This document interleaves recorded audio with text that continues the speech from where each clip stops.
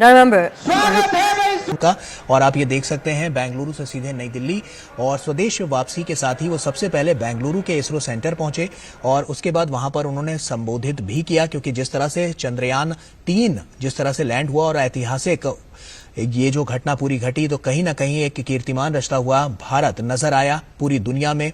भारत का परचम इस वक्त सबसे ज्यादा बुलंद है और प्रधानमंत्री नरेंद्र मोदी इसीलिए सबसे पहले अपनी विदेश यात्रा से जब लौटे तो सीधे बेंगलुरु गए और उसके बाद अब ये नई दिल्ली की तस्वीर हम आपको दिखा रहे हैं जब प्रधानमंत्री नरेंद्र मोदी यहां पर पहुंच चुके हैं। काफी सफल दौरा प्रधानमंत्री नरेंद्र मोदी का रहा है, तमाम बड़ी बातें उसमें से निकलकर सामने भी आई हैं।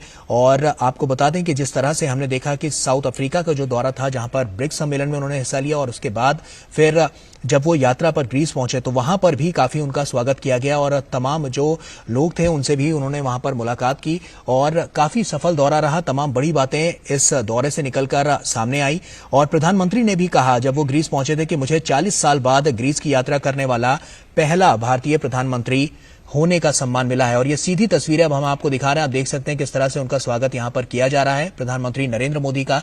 नई दिल्ली की ये सीधी तस्वीरें और बेंगलुरु से प्रधानमंत्री सीधे नई दिल्ली पहुंचे हैं। एक सफल यात्रा इनकी रही है, ये पूरा सफल दौरा, विदेश दौरा जो इनका रहा है, तमाम बड़ी बातें उसमें से निकलकर सामने आई और नई दिल्ली की ये सीधी तस्वीरें हम आपको दिखा रहे हैं।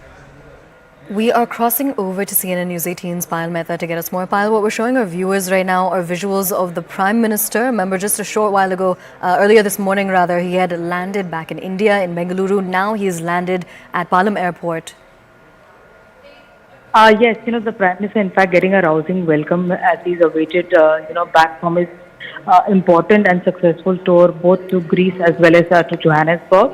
And obviously, the icing on the cake has been the kind of success that ISRO's Chandrayaan-3 mission has been used. So the Prime Minister give them a pep talk about various things, talk about the fact that the day on which the Chandrayaan landed, on the moon, that day will be celebrated as Space Din or Space Divas. So that is something which is going to be there. Of course, it's become a usual, process where you see that the BJP makes a special effort to welcome the Prime Minister, welcome him back to the country for the kind of rapport that he's been able to build across the world leadership, and the kind of, reputation and rapport that he brings for India as well. He's taken India on the global map. Now, can you tell us more about the grand welcome that the Prime Minister is receiving? Well, the Delhi MPs have queued up at that Palam Airport, where the Prime Minister, in fact, will be coming out in just a short while from now, and obviously he will be extended that welcome by the Delhi MPs who are gathered there as well. He's going to be honoured. It is, you can see on the screen that yes, he is there, acknowledging the crowd that has come there. He's acknowledging the people who are present there as well. So obviously, it's a huge, sort of moment as far as India is concerned. A grand welcome upon his, successful visit to the BRICS. The Prime Minister over there, taking note of whoever has come there. A lot of people have gathered over there. There are people there with the tricolor, people who are there with forward, the young, the old, all of them have gathered there. So obviously the Prime Minister, since we'll have to see if the Prime Minister actually decides to address the gathering over there. It normally addresses the gathering of the people who come to welcome him, upon his return from home. क्या मार्गदर्शन ने जिस तरीके से चंद्रयान को एक सफल अभियान के रूप में हम सब लोगों ने देखा है, वो आज देश को गौरवान्वित कर रहा है, गर्व से भर रहा है। और ऐसे समय पर जब आप दिल्ली वापस आए हैं तो दिल्ली में देश के कोने कोने से रहने वाले, दिल्ली में बसने वाले ऐसे सभी नागरिकों ने आपका नागरिक अभिनंदन करने का तय किया। मैं इन सब की ओर से और अपनी ओर से भी आपका यहां आने पर हार्दिक अभिनंदन करता हूं और स्वागत करता हूं। यह हम सबके लिए गौरव का विषय है। देश गौरव कर रहा है, गर्व महसूस कर रहा है चंद्रयान की सफलता के लिए, सफल प्रक्षेपण के लिए और आपके मार्गदर्शन के दृष्टि से एक बहुत बड़ी सफलता और एक बहुत ही खुशी का अनुभूति करने का देशवासियों को सौभाग्य मिला है।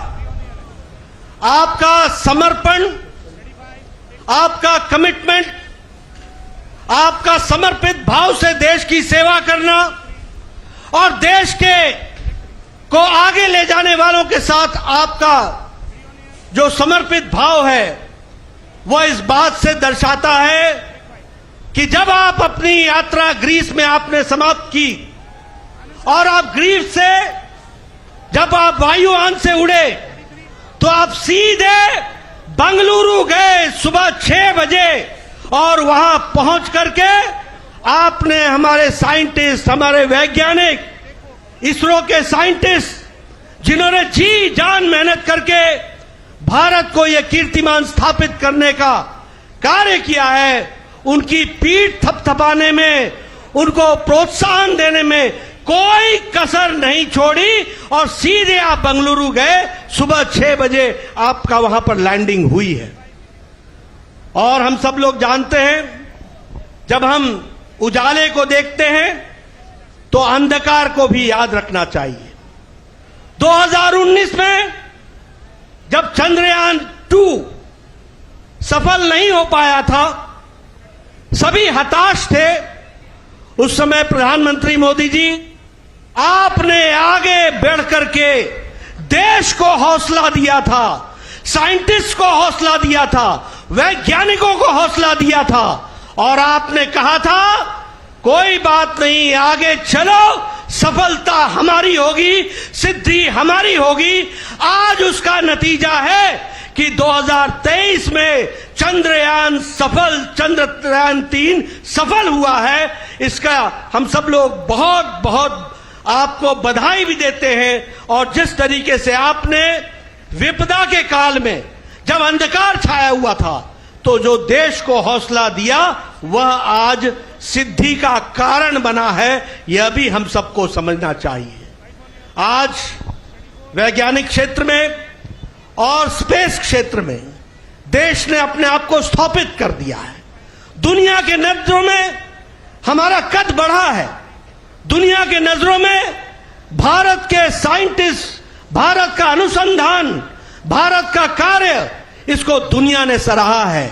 और इस सिद्धि का जो निर्देशन हुआ है वो आदरणीय प्रधानमंत्री जी आपके पल पल, हर पल, छोटी छोटी बातों का ध्यान रखते हुए निर्देशित करने का नतीजा आज हम सबको एक शांत, एक सुखद अनुभव करने का सौभाग्य दे रहा है।